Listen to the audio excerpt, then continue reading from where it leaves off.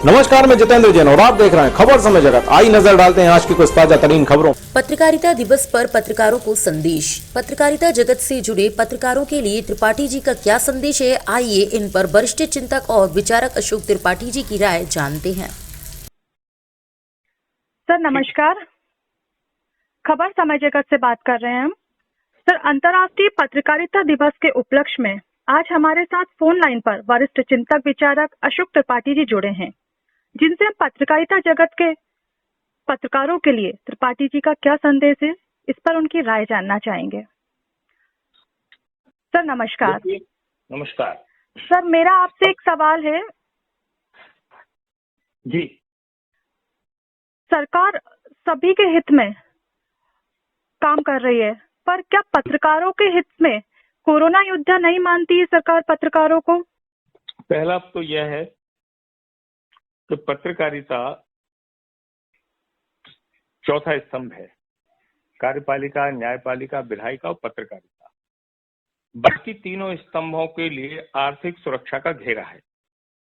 पत्रकारिता पे आर्थिक सुरक्षा का घेरा नहीं है, ये एक भारी कमी है। लेकिन दूसरा पक्ष भी है इसका। पत्रकारिता एक ईश्वरीय कार्य है, समाजकारी कार्य है।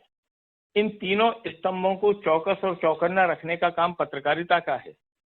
पत्रकारिता का यदि इतिहास देखें तो समग्र मानव कल्याण के लिए महर्षि नारद जी ने देवताओं को तक धरती पे आने को मजबूर कर दिया था। कहीं ना कहीं पत्रकारिता में वो निष्पक्षता, निर्भीकता, पैनेपन की कमी है जो आज पत्रकार सरकार से मोहताज हो रहा है। अन्यथा पत्रकारिता तो इतना मजबूत स्तंभ है, यदि वह पूरी सच्चाई और ईमानदारी से पत्रकारिता पे आ जाए तो उसको नहीं कहना पड़ेगा कि मुझे क्या चाहिए। ये तीनों स्तंभ चिंता करेंगे कि पत्रकारिता की सुरक्षा, चाहे वो आर्थिक सुरक्षा हो, चाहे वो शारीरिक सुरक्षा हो, कैसे होना चाहिए। तो कुल मिलाकर हमें अपनी जिम्मेवारी को स्वयं तय करना पड़ेगा, अपनी प्रतिष्ठा, प्रामाणिकता स्वयं बनाना पड़ेगी।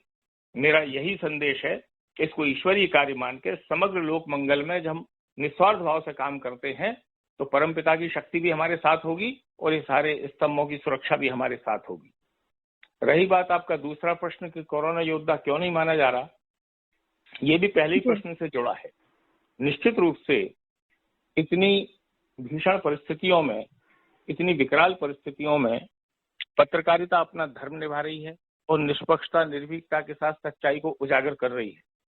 लेकिन इन सब के कारण जो तीनों स्तंभों को तकलीफ भी होती है और विशेष तौर पर सरकार और विधायिका, न्यायालय की भूमिका तो निश्चित रूप से वर्तमान के जो निर्णय आ रहे हैं पत्रकारिता के सापेक्ष है, उसके पक्ष में है। सर, क्या सारी योजनाएं सरकारी कर्मचारियों के लिए ही बनाई गई है? ऐसा नहीं है। दलित, शोषित, पीड़ित वर्ग के लिए योजनाएं काफी हैं, लेकिन उन योजनाओं का क्रियान्वयन बगैर भेदभाव के, पक्षपात के, निष्पक्षता पूर्वक हो सके, यह पत्रकार की जवाबदारी है। पत्रकार जब सबकी चिंता निष्पक्षता से करेगा तो निश्चित रूप से वो परिस्थितियां होंगी, उसकी भी चिंता होगी। लेकिन कोरोना योद्धा के रूप में निश्चित रूप से सरकार को सम्मिलित करना चाहिए, मानना चाहिए। अभी कोर्ट का एक डिसीजन आया जिसमें बड़ा स्पष्ट कहा गया कि सोशल मीडिया पर प्रसारित खबरों को सरकार नहीं रोक सकती। क्यों नहीं रोक सकती? क्योंकि यदि खबर में असत्यता है तो उस पर कार्रवाई करिए, लेकिन वास्तविकता को दिखाने में जो पत्रकारिता अपनी जोखिमपूर्ण भूमिका निभा रही है उसको बाधित नहीं किया जा सकता। एक अच्छा निर्णय है। मुझे लगता है कि समग्र समाज के लिए भी और पत्रकार जगत के लिए भी एकजुट होकर सरकार से इस कोरोना संक्रमण काल में अन्य वर्गों की भांति पत्रकार की सुरक्षा के लिए भी कोई आर्थिक नीति तय करना चाहिए। धन्यवाद। जी सर, बहुत बहुत धन्यवाद आपका। जी ठीक है, प्रणाम। जी। भोपाल से खबर समय जगत के लिए संवाददाता शक्ति भारती की रिपोर्ट।